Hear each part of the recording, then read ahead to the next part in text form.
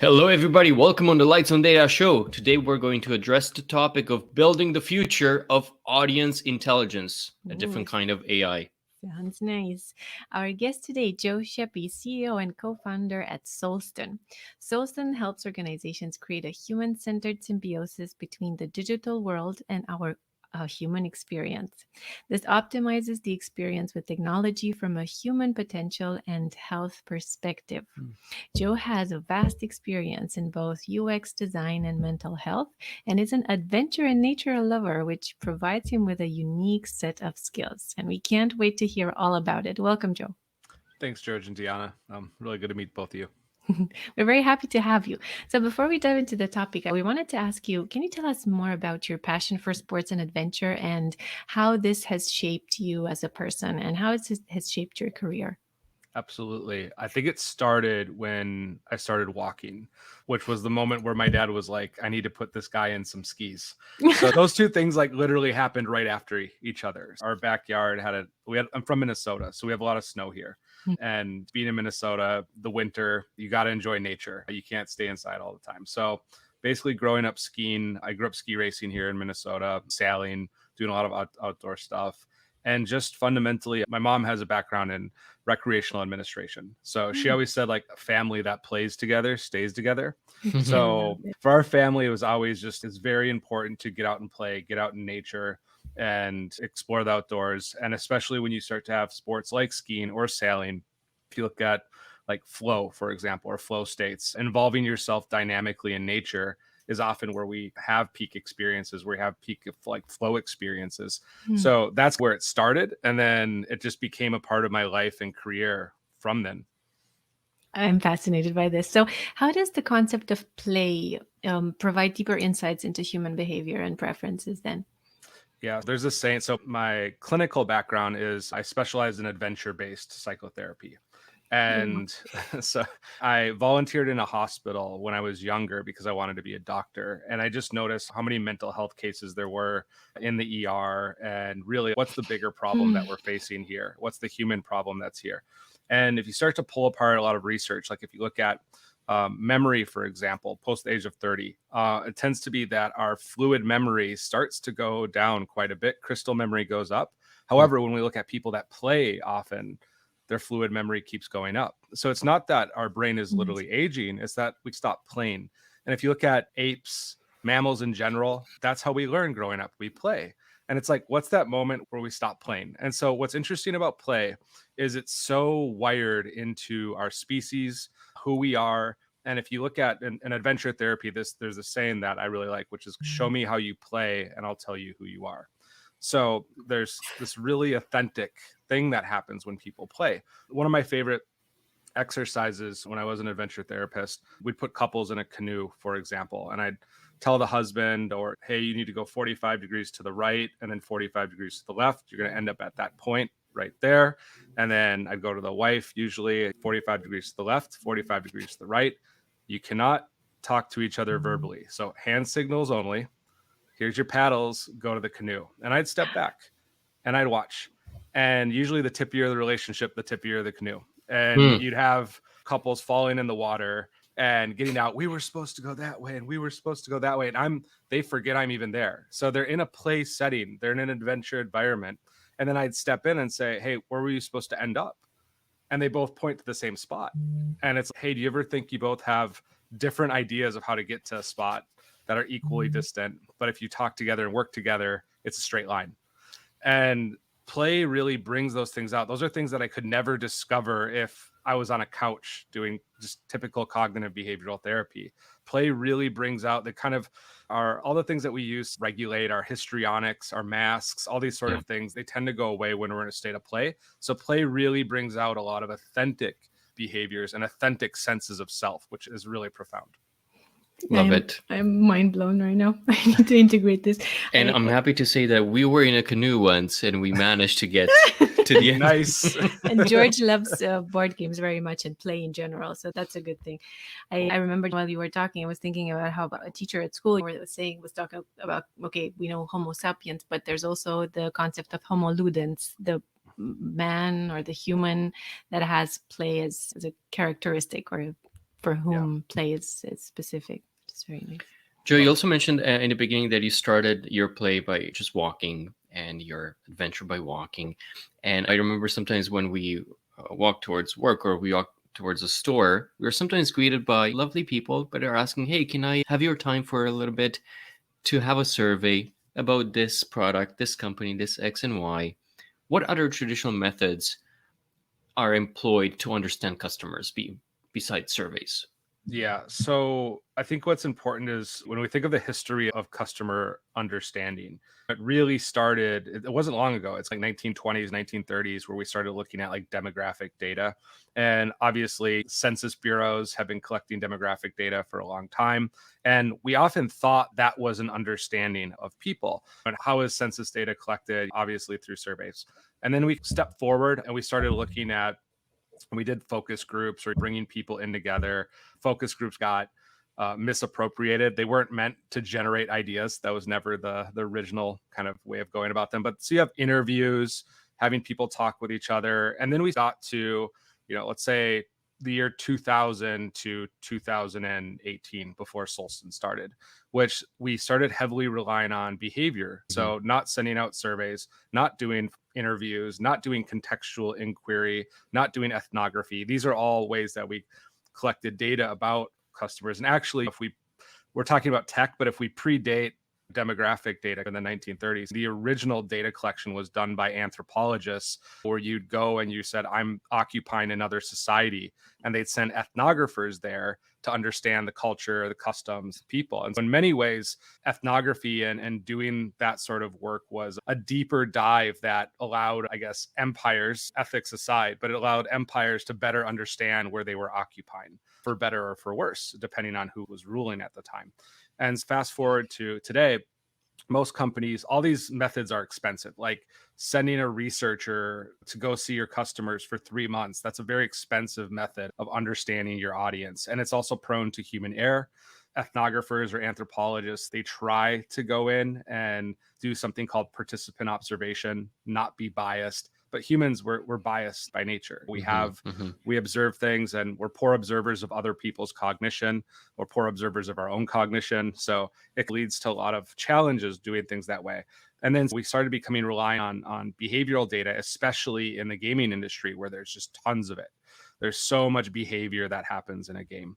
And so the problem with that is, let's take Google, for example. Maybe you're using Google Maps and they see 2 data points and they predict that both data points are going to buy the exact same beverage at the exact same store at the exact same day. And they see both data points walk away and not commit to that action.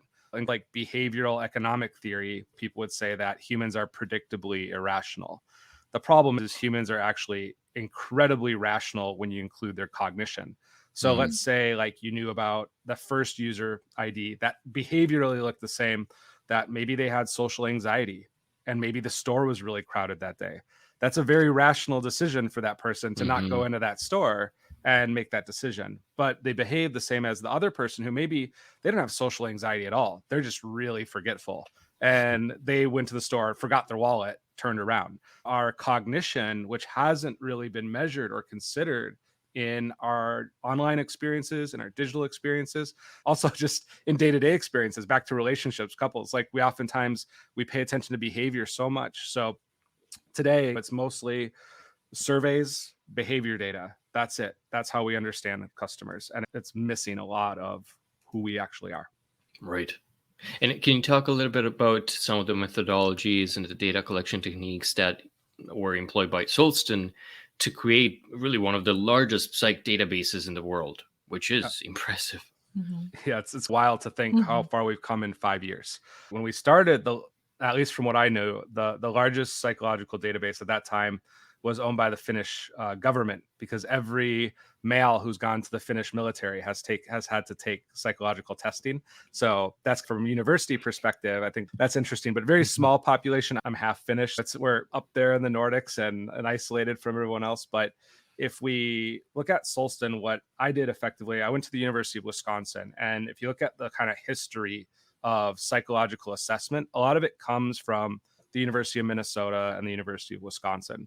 So one of the main psychological assessments you'd take if you went to the doctor and said, hey, I'm not really sure what's going on, or I have depression, or I think I do, or something like that, they give you something called the MMPI, which came from the University of Minnesota. And so also there's a guy named Dr. David Weiss, who he's literally the godfather of modern computerized adaptive testing. So in the United States, for example, we have tests like the SAT or the ACT. Mhm. As you're taking the exam, it's learning about you basically and dynamically giving you questions. So we've been doing machine learning, quote unquote AI, since the 1970s in this regard. It's one of the first examples of it really being applied and used in society. So what Solsten did is because I have a clinical background, I used to work with mental health populations. I had access to a lot of different clinical tools, meaning questionnaires that are used in clinical settings that are, there to measure things like depression, anxiety, etc. So I started building these about, let's say, 15 years ago, and really going, all right, if I need to understand my audience. I was a UX director at McCann Erickson, so I'd work with like Intel and Verizon and all these companies, and I was getting all the crappy demographic and behavior data that I'm like, I can't do anything for these people with this. Oh, they're 38-year-old females. Fine. They're interested in shopping. That's still not helpful. It's so horrible what I was working with, and we got to do better than this. At the same time, I was a psychotherapist. So I started building assessments off of this, realized these things are very dry a lot of the time. So if you send something that accurately measures psychological traits to consumers, good luck having them finish it. It's just not the type of kind of questions that you would really be like, this is really just amazing and encouraging. So when I went back to the table and said, what if I designed an assessment that felt more like a game, that as people were taking it, even though it's still questions, it's still fun, or at least fun enough. And it's like generating new thoughts and ideas. So started doing that.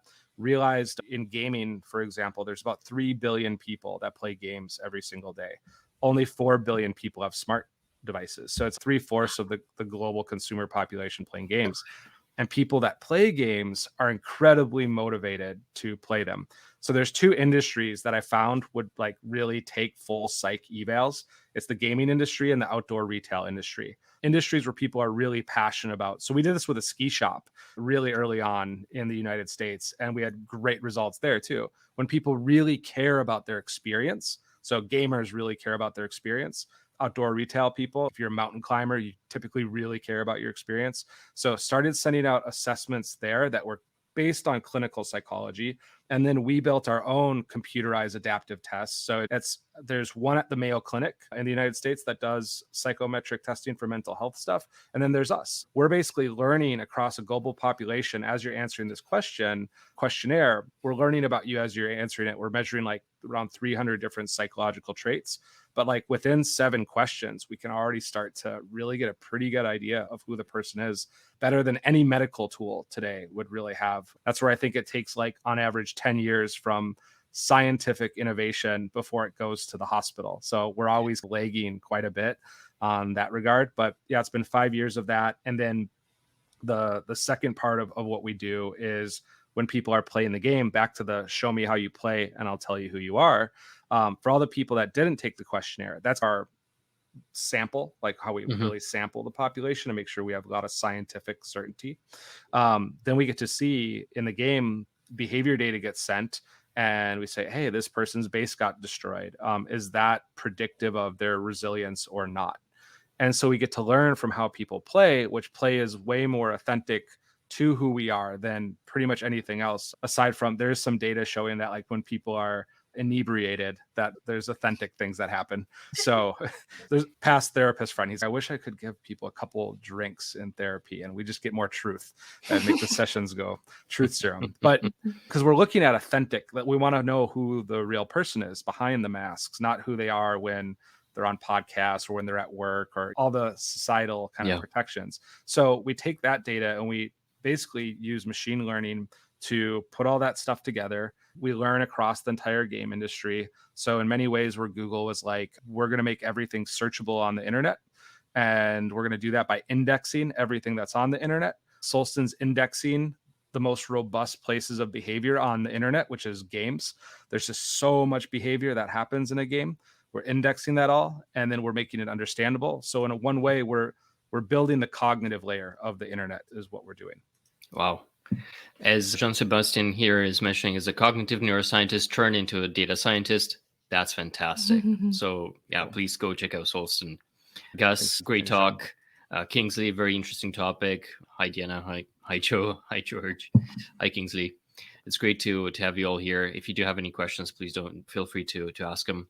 We definitely have a few more. I know I was looking at Diana while you were talking, Joe, and she's not just fascinated about this topic, but she loves it.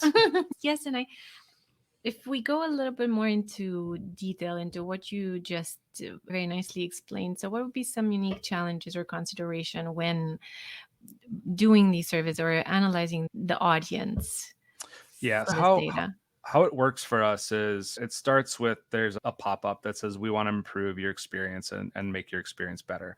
I think one of the unique things when we first started this company 5 years ago, people were like, who I don't know about asking my audience these things. And I had already found this with companies like Intel and Cisco that it actually improves audience engagement. What we often get on the back end of it is, hey, like this is from customers. We finally our customer is actually caring about us. A lot of times when you do surveys to understand your audience, they're very selfish questions. They're how should we improve our experience? Think about the last time you've sat down with a friend and had a dinner with them. Hey, can you help me with my business? Can you help me with my stuff? If we're actually building rapport with a customer, we want to start with them. We want to start with asking questions about them. And I think that's one of the richnesses of this. So when we do this, everything we do at Solsten is anonymous. So we believe that privacy is power. We believe that your sensitive data, your psychological data, you should own. We believe that should be separate from your personally identifiable data. So I think these are all heavy things to consider. It's why a lot of top companies use Solsten, and especially in the gaming space. Like we work with EA, we work with Epic, we work with a lot of these big gaming companies. And what it allows them to do is separate all the personal identity information that they have from the sensitive data, your psychological data. So at the end of this, as a user, you get a user ID that is tied to your psych data. You can delete it at any time. You can plug it in. We have a site called like wellness.solsten.io. So you can plug your ID in and you can see all your motivations, your personality information. So you can see what's there. You can go, if anyone wants to, you can take, it's not the adaptive version of our test, but there is a assessment there that does produce some interesting results. So that's fun to take. But I think these considerations of really thinking about the human first, like we often think of our customers as we're there to take things from them. And that's just not how life works. What are you giving them first? And because one of the most important gifts I think you can give somebody is more self-awareness. So if we look at who we are as people and we look at our course in life, the more we understand about ourselves, the more we know ourselves, the more we're an effect on our environment rather than a leaf in the wind. And so one of the best ways to improve self-awareness is assessment. So that's why when we do this, we try to make it so that when customers are going through this process, they're actually getting a lot. If I think of back when I was a psychotherapist, for an assessment like the one we do at Solsten, I would probably bill to insurance. It probably costs about $1,000. If I'm thinking of, and it's way worse if you talk about clinical neuros, those are like $7, $8 grand. This is a separate topic. But if you went to the hospital today and, hey, I think I have ADHD. In America, they do everything. They want to test everything, which that's what costs like $7, $8 grand. In most European countries, they're like, okay, get on the list. And in a year from 2 years from now, you do just test that, just look at ADHD. And if that doesn't show up, you get back on the list for other tests. And so it's a very problematic process. So we're like, let's help make some of this accessible to people. So we're not doing mental health diagnosis, but more your personality, your motivations. So I think giving back to that person, there's a lot of technical stuff in between there, like how we pass IDs and things like that makes it really easy. But I think, yeah, just starting with who the customer is, not what they do, not their demographics, like your age changes, your location changes. When I'm living in Berlin, I'll eat kebabs. I'm in Minneapolis now. I don't eat kebabs in Minneapolis. It's like your behaviors change based on some of your demographic aspects. So one of the unique things about traits is like when I wake up tomorrow, I won't be any less or any more extroverted than I am today. If we think of a trait that a lot of people are really familiar with, our extroversion as we get older, it does tend to go down over time, but it's pretty static. Like you don't wake up and go, wow, I get lots of energy from people now. If you were an introvert, and if you're an extrovert, you're not like, ooh, yeah, like I really need to recharge from being in that crowd. Everyone knows our extroverted friends who go to concerts, go to shows all the time, and that's where they get their energy. And they're not gonna, these are things like our noses or our eyes that in many ways they're part of who we are. So that's where we tend to focus on the essential. And then from there, what that helps empower businesses to do is to really actually, for the first time, understand how to build for these people. Maybe as a quick example, like NFL Rivals is a game that's in the App Store. It's like #1 grossing in the sports part of the App Store. That was all built off of Solsten. They said, hey, we want to build a game for people that like NFL IP, like the NFL, but also maybe they have some crossover with crypto. We can launch that from our database, and then they can build to that and test to that. And basically, I think one of our jobs as entrepreneurs sometimes is understanding where the market is going and then meeting them there. And that's what Solsten really allows for, is you get to know who your audience is and then meet them there and be like, hey, we've been building for you this whole time. And then they're like, whoa, like you built this thing for us, because they understood all those things about that customer. Lovely. And thanks for answering my next question as well, which was if you did have any specific examples there. And I want to take a few questions from our audience. I want to take a couple of comments. Ashutosh is mentioning it's very insightful. Michael, great talk. It's good to talk about gray areas of the human mind. Jean-Sebastian has a follow-up here. Is there a potential bias from the people who answer the questions versus those who do not? Absolutely. You can't get rid of bias. So already if we think of a game, the people that answer the assessment tend to be the more engaged part of the audience. So people that are not engaged don't answer the assessment. So that's where part of Solsten's, kind of like how if anybody's used Midjourney or some like the visual machine learning or AI tools. So let's take a game, for example, Star Wars. And you say demographically, there's a bunch of 40-year-old men that are playing this. We'll have like thousands and thousands of people that will go through, tens of thousands or hundreds of thousands of people that will go through that would never have taken an assessment anywhere else. So those same people might play Candy Crush, but they would have never taken an assessment in Candy Crush. So part of it is you mitigate bias through using the whole ecosystem of games to do the assessment. Obviously, adaptive testing compared to static assessments actually helps with bias, because then we're actually serving up the questions that are the most reliable in terms of Chromebox alpha, not to get too technical, or construct validity. We're serving up the best question for that person to measure these sort of things. And then with the play behavior in the game, some games give a lot better signal than others. So that's what the ML is learning. And that is actually what's taking away a lot of the bias, is when one of the limitations of psychological assessment, and I know I've said this a couple of times, but this is like when you go into becoming a psychologist, you learn that, yes, people are poor observers of our own cognition. So what that means is effectively when people do assessments or questionnaires, so to speak, we don't always know the best answers of who we are. It's a part of that. So the play behavior actually helps mitigate that. If we see a piece of play behavior in the game that's strongly predictive of, I'll just use resilience. So because I brought that one out before. And we see in that the psychological assessment that the resilience score was lower and their play behavior showed it was higher. I use the example of like Australian swimmers. If you ask anybody in Australia, and if they're like a decent swimmer, are you a good swimmer? They'll be like, nah, not really. And then you go and see them swim. I used to have a friend who was a canyoning guide in New Zealand. And he's every Australian that told me they were an okay swimmer. Like they're literally going to be some of the best swimmers in the entire canyon. But their self-assessment is relative to all the other Aussies around them, where he said, if you get people from Ireland who tell you that they're pretty good swimmers, he's watch out, they might drown themselves. Sorry for all the Irish people out there. He was actually an Irish guy himself, but it's our self-assessment. And this is how we view the world. If I'm Finnish and I'm from Oulu and I'm from the north, and I say, yeah, I'm really extroverted person. And then I like move to Venezuela, or I moved to Puerto Rico, or I moved to, Brazil. That might change my, I'm not as extroverted as I thought I was. So that play behavior, what it actually does is it helps reduce bias and helps us understand which items for which people, and by items, questions for which people actually might induce certain types of bias. For example, in clinical psychology, like the PHQ-9, it's used by a lot of doctors to measure depression. It's 9 questions. It's not great. It's okay. It's like above 85% in terms of reliability and validity. If you give it to certain countries in Africa, populations there, reliability just goes down the gutter. If you actually give it to physicians, have very poor reliability measures with the PHQ-9. So the play behavior, the play data is what's speaking back and forth to, I think, assessment data to date is the best thing we have to understand human beings. We're completely leveling that up by including play and getting rid of a lot of the inability to observe our own cognition and a lot of the biases that we have too. So Love it. we'll never get rid of bias, but yeah, it's much better.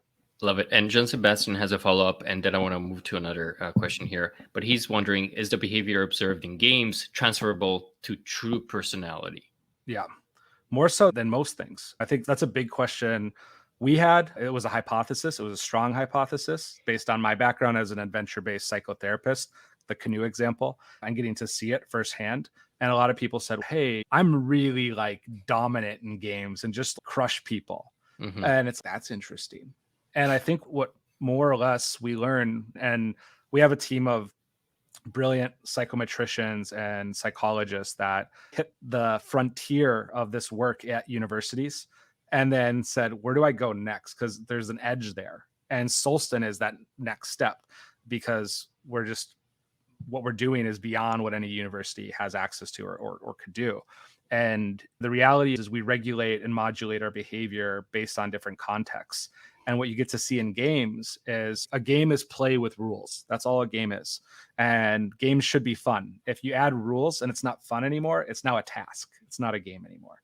And when you put people in a play state where those rules are put in, and so what you can understand is, given certain consequences or lack of consequences, what comes out from the person. And so allowing yourself to, because a lot of times similar psychological profiles or the same one in different games, gamers are very omnivorous. They tend to play a lot of different games.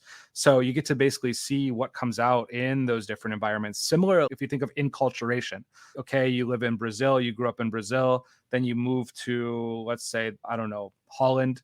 And how do you actually behave in Holland versus how you behave in Brazil? There's going to be some regulation that happens. There's going to be different contexts there. But at the end of the day, you are you. You are this sort of thing that's adapting to those environments. And you're using, I like to say, like about 40% of who we are is probably genetic. The other 60% is choosing how that gets expressed. So that other 60% is what's coming out. And we get to learn, it's almost like micro traits. We get to learn how people regulate different traits in different environments. But from a measurement perspective, play it's brilliant at getting through the lack of self-awareness we often have about who we are. If I ask you how extroverted you are or introverted, most people say, I'm an extroverted introvert. I really liked when I'm around my friends, but when I'm like, it's like, that's me, yeah. And a lot of people say that, but it's okay. But that means you're probably somewhere around the 40 to 60th percentile of that range. So yes, it helps get at that. Where actually is it? And in what context is it what? Lovely. Kingsley is saying, it's so interesting how you try to unmask the users through machine learning. I was wondering, can this be effectively applied to unmasking customers' intent when buying and their propensity to purchase more as first-time buyers or even as free users of a product? Yep. This is exactly some of the stuff that we do through our products. So especially when people come into games, I'll give you an example. We saw a big part of an audience that we call it like your high value conversion item in games. It's like your first offer that you get in a game that tends to be, it's a pretty good offer. It tends to convert. It's a big moment in terms of retention and engagement. We know when, especially in free to play games, when people do that things go well. So what's cool about Solsten is you can actually put all of your data into our system. We have a feature. It's called Impact Indicator. It's new. We've been working on it for 3 years. It's wildly cool. I used to be the head of UX at a game company called Big Fish Games. I would have loved to have had this. So what we can do is actually look at any piece of data you have. That could be an item you're selling. It could be a retention component, but we can literally say, what's the number one thing positively or negatively impacting that across your audience? So we saw with one of the bigger games we work with, altruism as a trait. So the willingness or want to help other people was positively impacting conversions. So we just came back and said, okay, 2 things. One, the messaging, things like that, you can rephrase it a little bit. So it's, hey, help your friends, buy this item and help your guild, help your whatever. Conversions went way up. And then the other part is because it's all API driven on the back end. So it's like a very light version of the matrix, not really like heavy. But what we're able to do then is say, hey, all the people that are high on altruism, because you have those user IDs, match that offer to those people. So now you're aligning the offer with the person's traits. Where like we can say we had the same group that was like, there's a part of it that was high on dominant competition. If you offer them this item in the game and it's like, hey, buy this and help your friends. Like, what? How about buy this and crush your enemies? Oh yeah. Like, so basically now what happens is conversions go up because you're serving up, the item. And you can do this across a library of items too. Like we've been talking about this with some of the, largest streaming companies. Let's just say that. Imagine you watch a certain movie and then usually the next movie you watch is based on your behavior. So it's like a similar genre, right, similar thing, but it's like, why can't you go from Frozen to like Michael Jordan? Why right. not? And so what we're understanding is from serving products or serving items, like based on who you are, hey, you know what? Other people that like this person values entrepreneurship. They're really open to new experiences. They're motivated by status. I don't know. There's all these aspects of personality and cognition that are really interesting. And therefore, what should we serve them at what time and at what moments? So really unlocking that cognitive aspect. I think I was on Instagram the other day and there's things that I already purchased that are on Instagram, but still advertising to me. So it's relevance versus resonance. Solsten focuses on resonance. This whole relevance problem is pretty big. Like one of my favorite things to do in life is to windsurf. We're coming up on the fall in Minnesota. This is when it gets windy. It's amazing. And so I get excited to go windsurfing. If I think of like how much leading a company, being the CEO of a startup and a co-founder, like I get to do it maybe a handful of times, but not as much as I used to when I was younger. But I don't see anything. That's what would be really resonating with me right now. It's just as who I am and where my heart's at. There is zero ads on my Instagram feed that relate to windsurfing. Now that you mentioned it, maybe your phone just listened and you're going to see some. And that's relevance versus resonance. And so they're still good, even if it just listened. And we've all had that moment where we've opened up Instagram. We're like, okay. And there's a lot of data points that they're using telemetry with, but that's relevance. All the parts of who we are, all the parts that are not expressed, all the parts that are not spoken about. And we think of the opposite of that too. All the moments that we speak about throughout the day. Like we're watching a show on YouTube. By the way, it's amazing. It's a Patagonia, like forest. It's on forests. It's a documentary that Patagonia put together. It's 30 minutes. It's on Japan and forests. You could probably Google something like that and it shows up. Nice. So, thanks for the recommendation. So cool. But we were watching that and the ads that were showing up on it, like we were looking for some new towels for the bathroom.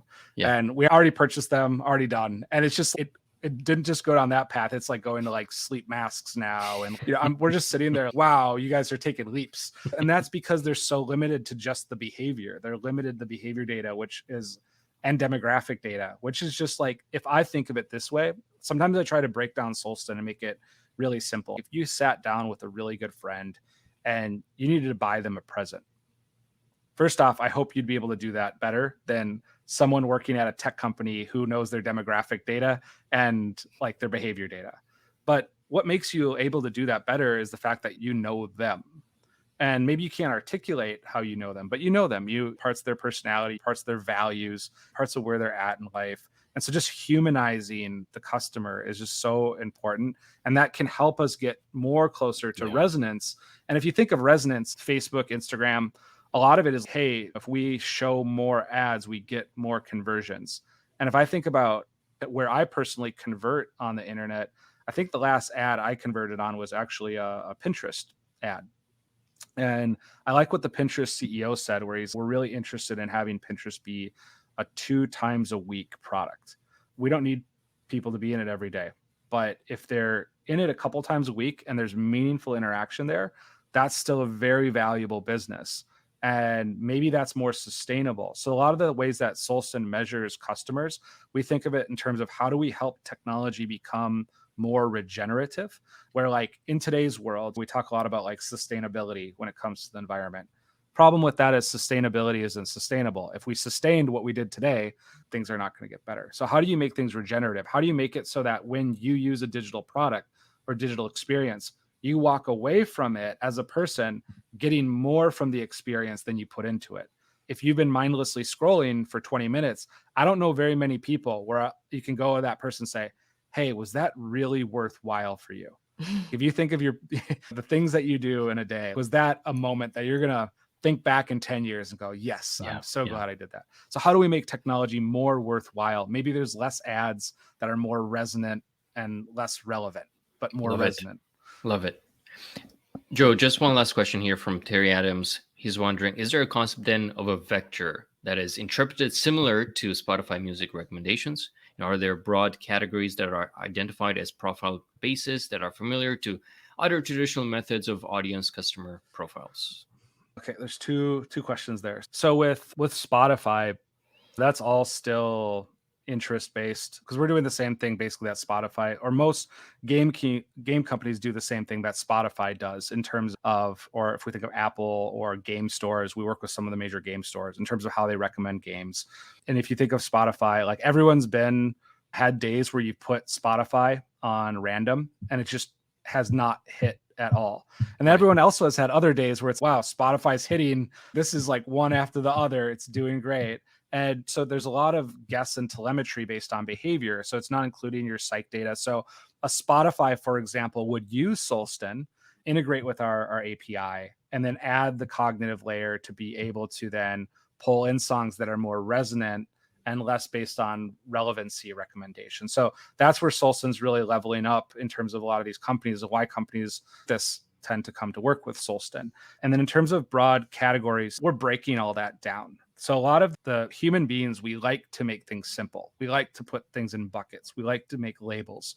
A lot of people are familiar with Myers-Briggs and the 16 personality types. It's a really nice way for human beings to wrap our head around stuff. However, it's very flawed in a lot of ways. If you think of humanity, for example, there's not 16 types of people. That sounds it's easy for a marketer. It's easy for a developer to go in and say, oh, this is this bucket. And people have a tendency to do it. Like we still work with game developers that are like, yeah, like match games are all like, you got to really know 45-year-old women in the US. It's okay. Let me show you, if we pull our whole database, 45-year-old women, let me show you how cognitively different and what that means in terms of just who those different groups are. So how Solsten operates is psychology first. So when we go into an audience, when we do this assessment work, everything's a blank slate. And then in terms of like groups, what happens is we form those groups based off of the psychological traits that are the most stable within those groups over time. So one way, like easy colloquial kind of way to think of it is like a real-time Harry Potter sorting hat. Imagine if you took the whole Harry Potter universe and you're like, okay, these people are really courageous. Okay, there's a group of courageous people here. Cool. And then you start to say, hey, there's other courageous people. And then that forms a group. So in general, in experiences, we tend to see anywhere from 3 to 14 major groups of people. The average is like 5, if you say like a major brand. But then you can micro segment. So some companies are like, we want to see our Brazilian population versus our Dutch population. Okay, then so it's able to micro segment and it refactors that every time. And what it's creating is like-minded groups of people or think-alike groups rather than look-alike or behave-alike. So what's powerful about that is you can have a 79-year-old female from China and a 19-year-old male from the United States who both love dominating in games because that's a part of their personality. And there's more synergies between who they are. And it creates connective tissue where you wouldn't have had connective tissue in the past. And it's so much more authentic. It's more authentic to how we used to operate as a society. When we lived in the village back in the day and you had maybe 45 to 200 people that you were around, and you're exposed to elderly parts of the population, you're exposed to really young parts of the population, and you had to interact with those people, and you became friends with that 79-year-old woman because you both shared similar activities because of some of your personality crossover. Like we've largely taken a lot of that out of our societal structure where we interact with our same demographic ranges. Like when we were in Berlin, when we founded the company, Prince Lauerberg, what do they call it? Like Prince Babyberg. It's just like that part of Berlin was like where all these people are having kids. You didn't see any older people really. You didn't see a lot of the younger people. They're somewhere else. But so it creates, and what that does for ecosystems, engagement typically goes up and retention goes up because more authentic relationships also spawn out of that. Can I ask just one more question? What's the future of this? Yeah, Joe? so the Solsten was started on two foundations. My biggest one was how do we actually improve human awareness? So I looked at what I was doing. I thought, okay, I can only see 5 patients a day as a psychologist, really. I zoomed out until I was like 80, 90 years old. And I'm like, that's not a lot of mass effect. Like that's incremental change, an incredible change for people's lives. But if we think of it on a larger scale, so the question was, what if we empower a lot of the people listening to this call, some of the best creators in the world, people who are building the future of experiences? What if we empower them with actually knowing who the audience is and actually being able to see health data, seeing how we can show like how different health metrics actually impact retention or engagement positively. Like people buy more of things that are good for them. It's actually real, like long run. If you look at LTV of a customer, the healthier a product is for you, typically the more you spend over time. Like back to skiing, I will spend more money on the ski industry by the time I'm 90, probably than any other industry, because it takes care of me too. I get biological health, social health, psychological health. So we have this thing called a user-centered score or a player-centered score if you're in games that helps companies monitor, like an NPS score, but for your audience, monitor how you're positively impacting them and nurturing your LTV over time. So what we said was, what if we could help 3 billion people be 1% more aware? What would it be like driving down a highway? Someone cuts you off. Oh, they're probably busy. Get people out of reactive mode, more into the frontal lobe. So that's, if we think of things like climate change, I think climate change is fundamentally a human problem. Humans are the main thing that's impacted by it. How do we help that? Let's help more people be aware that this is a problem. These summer temperatures have been helping people with that too. But what if there were more climate scientists? What if there are more people aware to the scientific aspects of that? So back to like awareness, that's a big part of Solsten. And where do we go in the future? We're now starting to grow outside of gaming. So gaming, we're like NVIDIA as a company. We really leverage a lot of gaming to train the AI, train what we're doing over the last 5 years, but enabling any company to holistically understand their audience.